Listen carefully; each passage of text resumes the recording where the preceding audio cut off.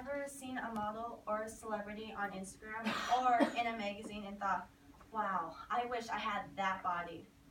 Everyone has done it at least once in their lifetime. Some people achieve this goal the right way by going on a diet or exercising, but others tend to go the wrong way by starting an eating disorder. As an explanation from anorexia nervosa and associated disorders, or ANAD, among 30 million people suffer from eating disorders in the United States. One of the number one causes of eating disorders, as described from ANAD, was social media. And 69% of teenage girls want to lose weight because of social media. I can personally tell you that eating disorders are a humongous problem with all the statistics that I have researched. Eating disorders would be a lower percentage if companies would stop photoshopping and giving people false body information. Today, you are going to hear about what is an eating disorder, how social media affects it, what has been done to deal with it, and finally find a better solution. Many people have heard of an eating disorder, but do they really know what it actually is? Mayo Clinic's definition of an eating disorder is a serious condition related to persistent eating behaviors that negatively impact your health, your emotions, and your ability to function in important areas of life. The most common are anorexia nervosa, bulimia nervosa, and binge eating disorder. According to National Eating Disorder Association, eating disorders are serious emotional, physical problems that can have life-threatening consequences for females and males. A person who struggles with an eating disorder has unrealistic self-critical thoughts about body image that affects the person's daily routine. Now we know what an eating disorder is. Let's see how social media affects it. Most people probably think that social media, or according to Merriam-Webster website, it is websites and applications that enable users to create and share contact or to participate in social networking, that it doesn't affect eating disorders. Eating disorders are only a mental illness. On Instagram, there are hashtags like ProMia for bulimia, ProAna for anorexia, or Thinspo. There are also, if one of these pictures get one like, they'll starve themselves for 2 hours. The quotations, pretty girls don't eat, or skip dinner, be thinner, are also very popular. According to the University of Haifa, more time teenage girls spend on Facebook, the higher risk of developing a negative body image and eating disorder. In an interview with Kelly Bornell, an expert in eating disorders, she says that media glorifies the culture of thinness and contributes to a toxic environment where it is likely to start an eating disorder. She researched a bunch of people and asked them what it is think they starts an eating disorder. And they found out most people said that was social media. About 13 million women suffer from this disease. The environment in which people live in provides an increasing array of high-calorie foods, and it results in people getting heavier. Then the gap between ideal and normal body weight goes farther apart and gives people even more anxiety. The society we live in idolizes the thinness of people. The peer pressure of what people see in the media fuels this desire to be thin. When there is a problem, there is also a solution. Let's see what solutions that companies have tried to control eating disorders. One of the solutions that a company has tried to stop photoshopping was Dove with their anti-photoshopping solutions called Real Beauty. They decided to try a new aspect of celebrating true beauty and helping women find happiness in how they look. They had a campaign in September 2005 that had women with real bodies debunk the stereotype that only thin is beautiful. When they seen the ideas that girls are shown for unrealistic, unattainable image of beauty, that impacted their self-esteem. It seemed like a good idea at the time, but the program stopped after 2 years.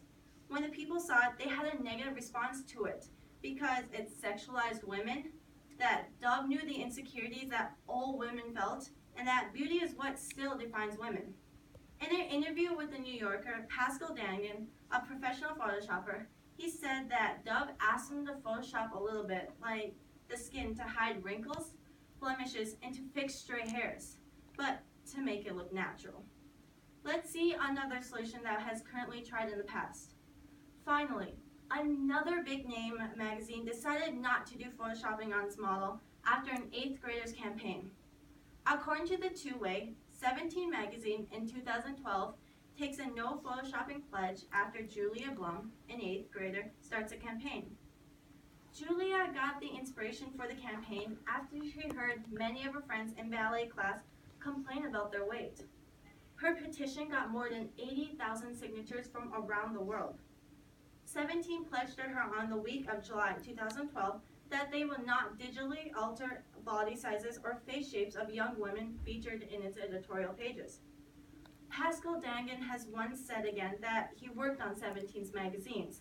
It wasn't nothing extreme, only a little airbrushing technique for the models or celebrities' skin to hide blemishes but make it look natural.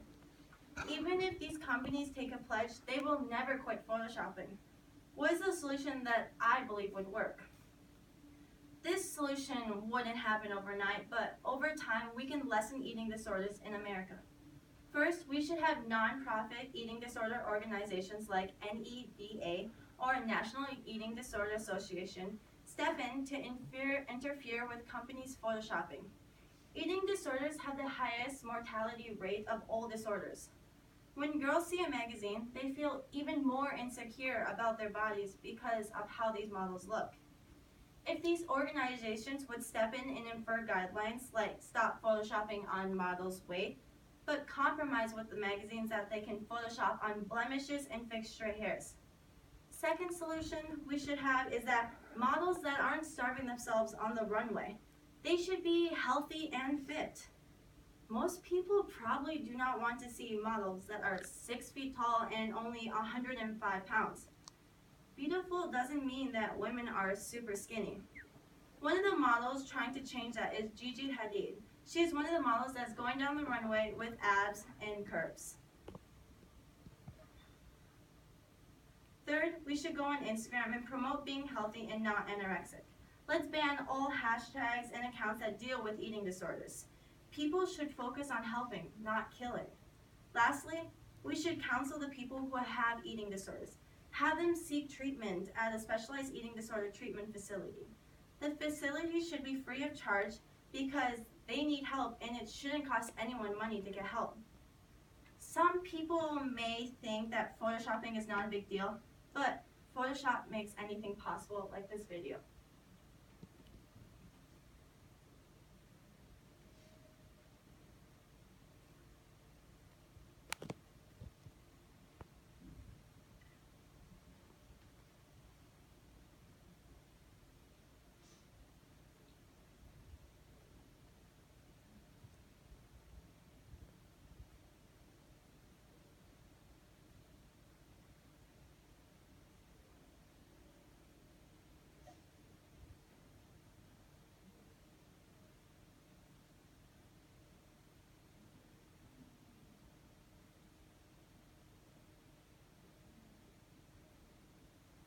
It's companies that Photoshop like this that are contributing to eating disorders.